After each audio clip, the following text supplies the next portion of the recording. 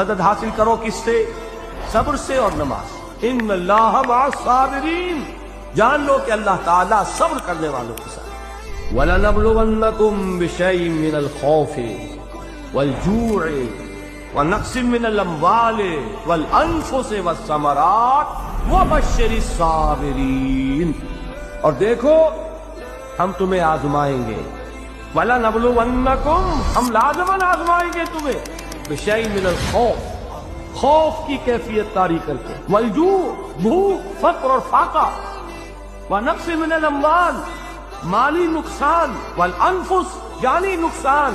والثمرات، اور ثمرات، پھلوں اور میووں کا نقصان. یہ ثمرات کیا ہے؟ محنتیں، محنتوں کے ثمرات کا ضیاع. کوشش آپ نے کی، قسمت کی خوبی دیکھیے ٹوٹی کہاں کمن، دو چار ہاتھ